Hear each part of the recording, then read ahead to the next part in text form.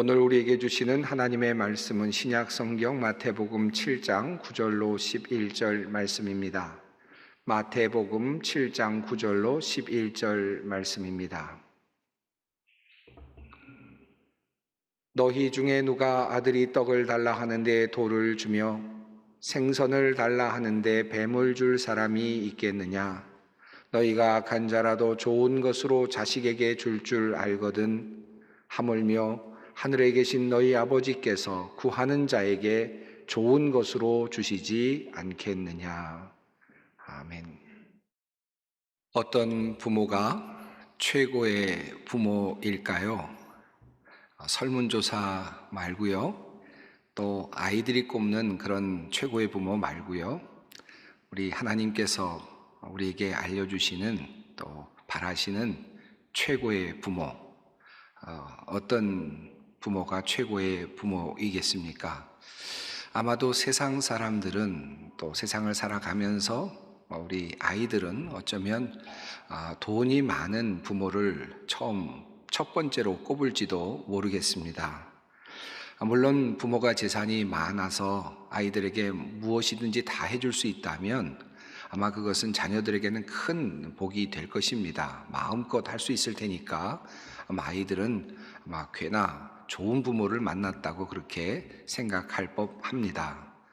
그런데 주위를 자세히 살펴보면 여러분도 아시겠습니다마는 돈이 많은 부모들이 도리어 자녀들과 관계가 좋지 않은 경우들이 상당히 많이 있다는 사실을 알게 됩니다. 자식들에게 다른 사람들이 주는 것보다 더 많은 것들을 주었는데도 불구하고 자녀와 부모의 관계가 좋지 않은 경우들이 상당히 많이 있습니다.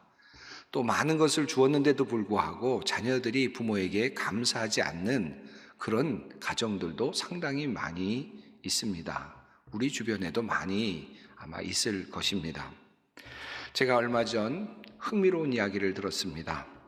유산 기부와 관련하여서 연구와 일을 하고 계시는 어떤 분을 만나서 이런저런 이야기를 나누게 되었는데 요즘 우리 국민 중에도 많은 분들이 유산 기부에 대해서 관심을 가지고 또 상담도 많이 하고 있다 하는 소식을 들었습니다. 그런데 유산 기부의 동기가 조금 의외였습니다.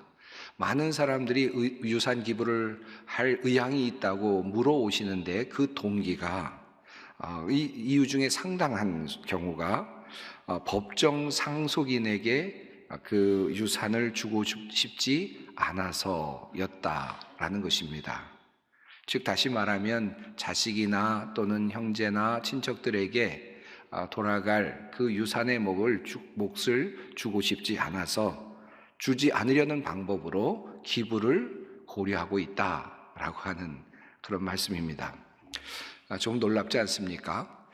긍정적으로 좋은 의미에서 돈이 이렇게 사용되었으면 좋겠다라고 생각해서 기부를 하는 것이 아니라 부정적인 관점에서 내 돈이 저 사람에게는 가지 않았으면 좋겠다라고 하는 그런 생각 때문에 기부를 고려하고 있다. 조금은 씁쓸한 그런 이야기이기도 합니다.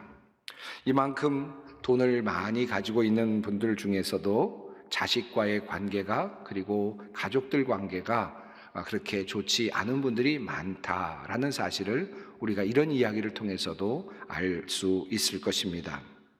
자, 다시 질문으로 돌아가 봅니다. 최고의 부모는 어떤 부모입니까?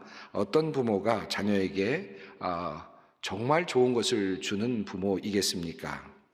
연예인쯤 되면 자녀들이 자랑스러워 할까요? 유명한 연예인의 아이들 정도 되면 우리 아버지 최고다라고 그렇게 말할까요? 좋은 차를 태워서 학교나 학원까지 데려다 주면 좋은 부모이겠습니까? 어떤 분이 학원까지 아이를 늘 데려다 주곤 하는데 학원에 내릴 때 자녀가 기죽지 않도록 하려고 좋은 차를 구입했다라고 하는 이야기를 제가 전해 들었습니다. 최근 일은 아니지만 과연 그렇게 하면 최고의 부모일까요? 어쩌면 자녀들이 고마워할지는 모르겠지만 이것이 과연 최고의 부모가 될까 의심스럽습니다. 혹독하게 강남의 학원가를 끌고 다니면서 억지로라도 공부하게 만들어서 좋은 대학에 보내주는 부모, 최고의 부모일까요?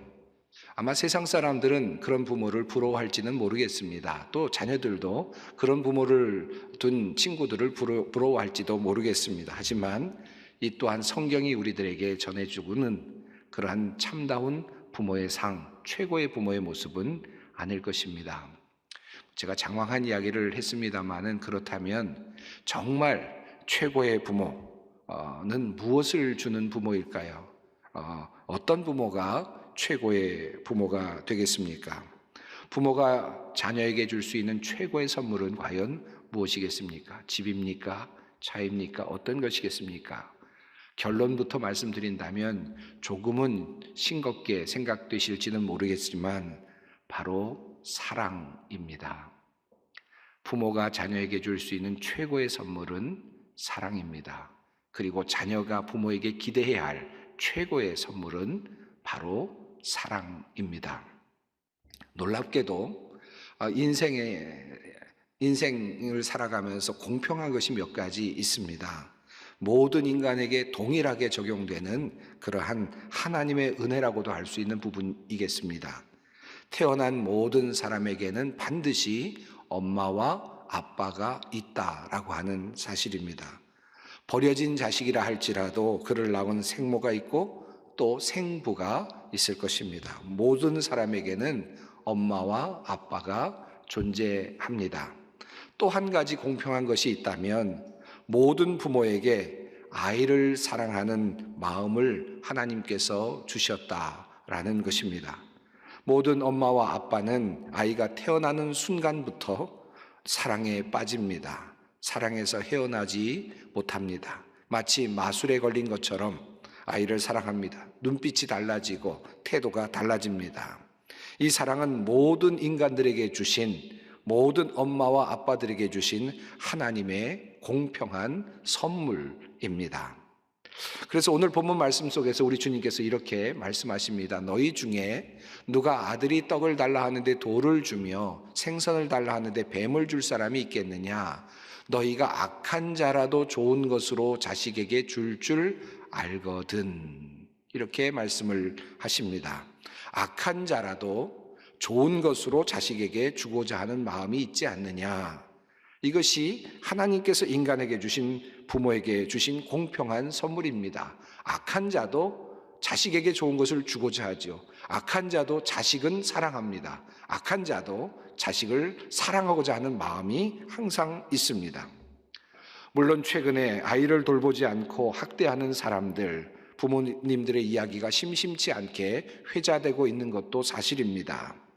이러한 경우는 후에 말씀드리겠습니다마는 인간의 왜곡된 현상이고 죄성으로 인하여 오도된 인간의 병적인 현상이라고 말할 수 있을 것입니다. 절대로 이것이 정상적인 인간의 모습이라 할 수는 없을 것입니다. 모든 인간은 부모를 가지고 있고 그 부모는 사랑을 가지고 있습니다. 이것이 우리의 모습입니다.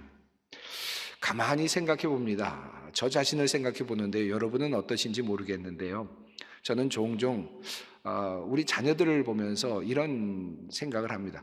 내 이 사랑이, 이 자녀들을 향한 이 사랑이, 이렇게 애타는 사랑이, 이런 적극적인 사랑이 어디서부터 왔나? 언제 왔나? 이런 생각을 할 때가 꽤 많이 있습니다. 아버지로서 내가 왜 어떻게 해서 이 아이들을 사랑하게 되었나 하는 그런 질문을 종종 던져볼 때가 있습니다. 여러분은 어떠십니까? 저는 엄마는 그래도 사랑할 수도 있겠다 생각이 좀 들긴 해요. 왜냐하면 아이를 가지고 몸에 품고 그리고 9개월 동안 함께하고 그리고 자기 몸에서 아이를 내어놓기 때문에 정말 자기 일부 있겠다라는 느낌이 들 법도 하다라는 생각이 듭니다. 그런데 아버지들은 어떻게 해서 사랑을 하나 그런 생각이 종종 들었습니다. 그런데 정말 저의 경우를 보아도 아이가 태어나서 얼굴을 보는 순간 갑자기 막 뭔가 올라오는 듯한 느낌이 들고요. 그리고 뭔가 막 신이 나고 그리고 내 아이라는 확신이 들고 막 사랑하고 싶은 마음이 솟아올라오는 그런 경험을 했거든요. 아마 많은 아버지들이 그런 경험을 할 것입니다. 이거 어떻게 해서 이런 일이 일어나는가? 참 놀랍고 궁금하기도 합니다. 이 부모는 자녀들에게 정말 무조건적인 희생을 하죠. 또 자기 포기를 통해서 아가페적인 사랑을 자녀들에게 줍니다. 남들에게는 아무것도 주지 않으려고 악착같이 살면서도 자녀들에게는 모든 것을 퍼주고 싶어 하는 것이 부모의 마음이라고 할 수 있겠습니다. 성경 여러 곳에서 이러한 부모의 모습, 인간의 모습이 소개되고 있습니다. 인간의 본래의 모습이라고 할 수 있겠습니다. 우선 지혜로운 솔로몬의 재판의 과정에 나타나는 여인의 이야기가 바로 그렇습니다. 두 여인이 있었는데 두 여인이 같은 비슷한 시간에 아이를 낳고 기르게 되었습니다. 그러다가 그만 잠을 자던 중에 아이를 그만 깔아서 그만 한 아이를 죽게 만들었습니다. 이 아이를 잃은 엄마가 자기가 이 아이를 키우고 싶어서 남의 아이를 가져다가 자기 아이라고 그렇게 우겼습니다. 자, 그러니까 분명히 아마도 진짜 엄마는 그 아이를 알았겠죠. 충분히 알고도 남았을 것입니다. 분쟁이 일어났고 결국은 솔로몬 왕에게까지 그 재판이 가게 되었습니다. 솔로몬 왕이 어떻게 했습니까? 너무나도 유명한 지혜로운 재판 이야기 아닙니까? 칼을 가지고 이 아이를 둘로 나누어서 두 사람에게 나눠주라, 죽이라라고 하는 그러한 명령이었습니다. 그때 진짜 엄마는, 참 엄마는 그것을 그만하도록 하죠. 이 아이를 차라리 죽게 만드는 것보다는 내가 아이를 포기하겠다. 그래서 이 아이를 살려달라고 그렇게 요청합니다. 그러나 가짜 엄마는 이 아이도 죽이라고 하는 그런 입장을 갖게 되죠. 참다운 엄마를 그렇게 해서 솔로몬은 찾아냈습니다. 사랑과 희생의 모습을 보면서 진짜 엄마를 찾을 수 있었던 것입니다. 이렇게 진정한 엄마에게는 무한한 희생과 사랑과 자기 포기의 위대함이 있습니다. 압살롬이 죽었을 때 다윗이 애통해하고 또 울고 있는 모습도 비슷합니다.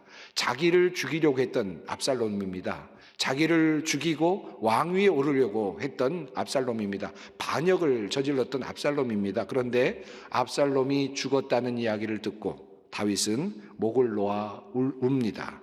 그리고 그렇게 말하죠. 차라리 내가 죽었으면 좋았을 뻔하였다. 이것이 아빠의 마음입니다. 예수님께서 방탕한 둘째 아들 탕자에 대한 비유를 말씀하지 않으셨습니까? 아버지의 그 재산 중에서 상속분을 다 가지고 떠나서 방탕한 생활을 하다가 결국은 모든 것을 잃어버리고 아버지께로 돌아오는 그 탕자의 비유를 말씀하셨습니다. 그런데 그 예수님의 비유 속에 나타난 아버지의 모습은 어떻습니까? 마을 어귀까지 매일같이 나가서 그 아들이 돌아오기만을 바라고 있는 아버지, 그리고 정말 처량한 모습으로 돌아왔을 때 달려가서 그를 안아주시는 아버지, 그리고 무릎 꿇고 빌고 있는 아들의 죄를 용서받을 만한 시간도 주지 아니하고 일으켜 세워주시고 입을 맞추는 그런 아버지, 무한한 아버지의 사랑을 느낄 수 있습니다. 많은 분들이 렘브란트의 그 그림, 돌아온 탕자의 그림을 좋아합니다. 많은 분들이 그 그림을 놓고 늘 묵상을 하고 생각을 하시는 것 같습니다. 특히 그리스도인들 중에서 그런 분들이 참 많습니다. 그 그림에 나타나는 그 아버지 모습, 무릎을 꿇고 있는 헤어진 신발, 한쪽은 벗겨져 있고 한쪽은 헤어져 있는 그 신발을 가지고 무릎을 꿇고 아버지 앞에 무릎 꿇고 있는 그 아들을 향하여서 아버지는 두 손을 내어서 등을 만지시면서 이렇게 껴안고 있는 그런 그림이죠. 보는 분들마다 다양한 모습들을 보면서 감동을 받는 것 같습니다. 저는 그 두 손이 그렇게 크게 느껴집니다. 마치 아들의 등을 감싸 안으면서 다시는 가지 마라 라고 하는 그런 말을 하는 것 같고, 네가 이제 앞으로 지난번 무엇을 하였든지 나는 상관하지 않겠다. 네가 무슨 실수를 하였어도 나는 너를 사랑한다, 돌아와줘서 고맙다 라고 말하는 것 같은 그런 아버지의 모습이 그 그림에서 느껴집니다. 참으로 큰 영감을 주는 그런 그림이 아닐 수 없습니다. 자녀들에게 부모가 줄 수 있는 가장 위대한 선물은 사랑입니다. 사랑을 듬뿍 받은 사람은 세상을 보는 눈이 달라지게 되고 세상에서 살아갈 용기와 힘을 얻게 됩니다. 자, 그렇다면 이 사랑은 도대체 어디서 온 것입니까? 사랑의 근원은 무엇입니까? 요한일서 4장에서 주님께서 이렇게 말씀하셨습니다. 사랑하는 자들아, 우리가 서로 사랑하자. 사랑은 하나님께 속한 것이니 사랑하는 자마다 하나님으로부터 나서 하나님을 알고 하나님을 사랑하지 아니하는 자는 하나님을 알지 못하나니 이는 하나님은 사랑이심이라. 사랑은 하나님이시다. 사랑의 근원은 하나님에게까지 다 있다라고 하는 말씀입니다. 그러므로 부모가 자녀에게 사랑을 주는 것은 어쩌면 가장 평범한 것이고 모든 사람이 줄 수 있는 것 같지만 실은 가장 중요한 것, 가장 위대한 것을 주는 것입니다. 부모는 자녀에게 사랑을 줌으로써 그냥 사랑을 주는 것이 아니라 하나님을 주는 것이고 하나님을 보여주는 것입니다. 즉 하나님을 알려주는 가장 중요한 통로로 하나님은 부모를 사람 옆에, 자녀 옆에 두셨다라는 말씀입니다. 주님께서 말씀하신 그 말씀, 악한 자라도 자식에게 좋은 것을 주려고 하거늘 이라고 하는 이 말씀이 참 의미하는 바가 큽니다. 악한 자라도 자식에게 좋은 것을 주려 한다. 악한 자라도 자식에게 사랑을 줄 안다. 하나님을 모르는 악한 자라도 그의 자식에게는 사랑을 전해준다. 하나님의 속성을 전해준다. 하나님의 마음을 전해줄 수 있다라고 하는 주님의 말씀입니다. 우리나라는 전통적으로 유교적이고 가부장적인 문화 속에서 살아왔기 때문인지 아버지와 자녀의 관계가 이렇게 썩 좋지 않은 그런 경우들이 상당히 많이 있습니다. 그 관계가 망가져 있거나 또 어색하고 소원한 그런 경우들이 상당히 많이 있는 것 같습니다.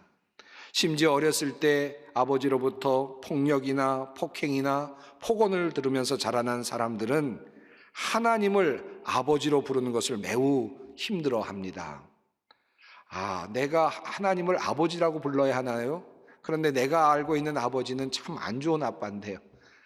나를 때린 아빠, 나를 못 살게 굴었던 아버지인데 내가 하나님을 아버지라고 부를 때 참 힘듭니다. 하나님이 마치 나의 진짜 아빠였던 그것과 같은 느낌이 들어서 마음이 힘듭니다라고 이야기하는 분들이 참 많습니다.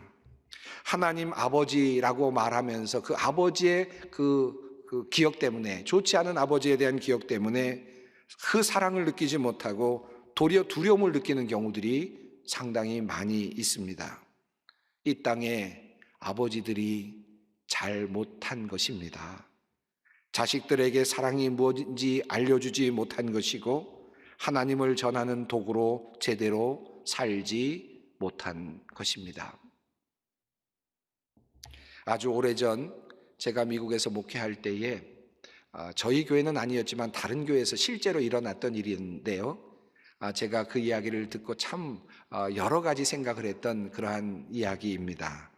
어떻게 하면 교회를 잘 성장시킬 수 있을까? 교회 구성원들이 함께 모여서 토론하는 시간이 있었답니다.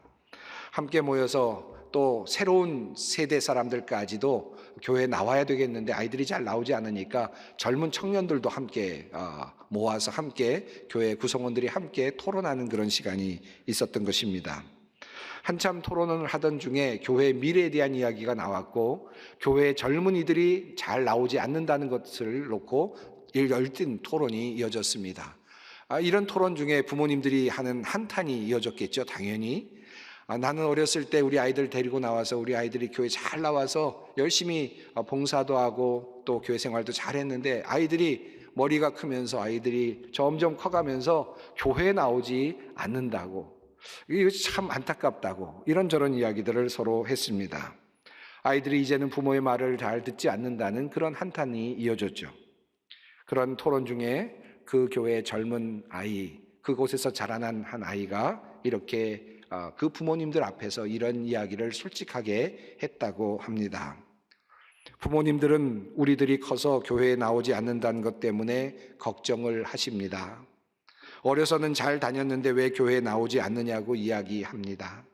하지만 우리가 어려서부터 부모님과 함께 교회를 다녀올 때마다 차 안에서 들었던 이야기는 이런 이야기들이었습니다. 목사님을 비난하는 이야기, 교인들을 비난하는 이야기, 교회에서 사람들이 싸운 이야기, 교인 중에 누가 어떻다는 이야기. 우리가 교회를 다니면서 부모님으로부터 들었던 것은 그런 좋지 않은 이야기, 사건들, 사람들의 이야기들 뿐이었습니다. 그리고 우리가 크면서 본 것은 교회를 나가시면서도 하나님의 말씀대로 살지 않으시는 부모님의 모습이었고, 교회에서 성도들에게 보이는 태도와 정말 다르게 살고 계시는 나의 부모님의 모습이었습니다.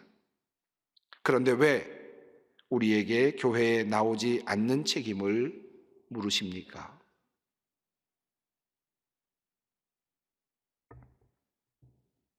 왜 젊은이들이 교회에 나오지 않는다고 나무라시는 것입니까?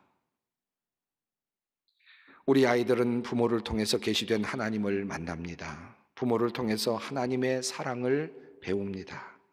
부모의 가장 큰 역할은 아이들을 부자로 만들어주는 것이 아니라, 아이들을 영향력 있는 세계의 리더로 만들어주는 것이 아니라, 물론 그것도 필요할 수 있겠죠. 하지만 그보다 더 중요하고 기본적인, 모든 부모들에게 주어진 가장 중요한 일은, 그 역할은 아이들을 사랑함으로 사랑이 무엇인지를 알게 해주는 것이고, 그것을 통해 하나님을 알게 해주는 것입니다. 하나님의 사랑이 부모를 통해 계시되도록 하는 것입니다.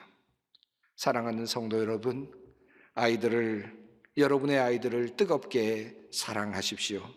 그래서 하나님의 사랑이 무엇인지 깨닫게 해주십시오. 알게 해주십시오. 이것이 전도이고 이것이 선교입니다. 하나님의 인내하심이 무엇인지, 하나님의 자비하심이 무엇인지, 하나님의 그 기다리심이 무엇인지 알게 하십시오. 이것이 예수를 믿는 가정이 자녀들에게 해주어야 할 일입니다. 가장 좋지 않은 부모의 역할은 자기 감정에 따라 아이를 이리저리 일관성 없이 대하는 것이라 합니다. 그런 아이들은 하나님이 일관성이 없고 자기 기분에 따라 움직이는 분으로 오해할 수 있습니다. 그런 부모는 자기 자신에게 주어진 그 소명을 제대로 감당하지 못하고 있는 것입니다. 아마 이 자리에는 아이를 키우지 않는 분도 많이 계실 것입니다. 홀로 살아가는 분들도 꽤 많이 있을 것입니다. 나에게는 해당되지 않는 말이구나 라고 생각하실지 모르지만 그렇지 않습니다. 어린 아이들에게 사랑을 전하는 일은 부모뿐만 아니라 아이들이 없는 기성세대와 우리들에게도 예외는 아닙니다. 우리가 누구이든 하나님의 그 크신 사랑을 어린 아이들과 미래 세대에 전하여 줄 책임과 의무가 있습니다. 오늘 같은 날, 어린이날과 같은 날, 오늘 같은 날 고아나 가난한 아이들이나 어렵게 살아가는 아이들, 편부모 밑에서 살아가는 아이들, 그런 사람들을 찾아가서 사랑을 나눈다면 얼마나 좋겠습니까? 장애를 가진 아이들, 힘겹게 견뎌가며 그렇게 어려운 병실에서 지금 투병하고 있는 아이들을 찾아가서 그들에게 하나님의 사랑을 전하면 얼마나 좋겠습니까? 부모가 해야 할 일, 그리고 부모가 아니더라도 이 세상에서 우리가 해야 할 가장 귀한 일은 바로 사랑하는 일입니다. 기도하겠습니다. 사랑의 하나님, 우리에게 부모님을 주셔서 사랑의 원형을 알게 하시고 그 사랑의 경험을 통하여 하나님을 알아가게 하시는 신비로운 섭리를 깨닫습니다. 우리에게 주신 귀한 자녀들을 사랑하는 일이 하나님의 일임을 알았습니다. 하나님을 전하는 전도임도 깨달았습니다. 지극한 사랑으로, 희생의 사랑으로 하나님의 사랑의 깊이와 넓이와 높이를 바르게 전하는 아버지, 어머니, 그리고 어른이 되게 하여 주시옵소서. 예수님의 이름으로 기도드리옵나이다. 아멘.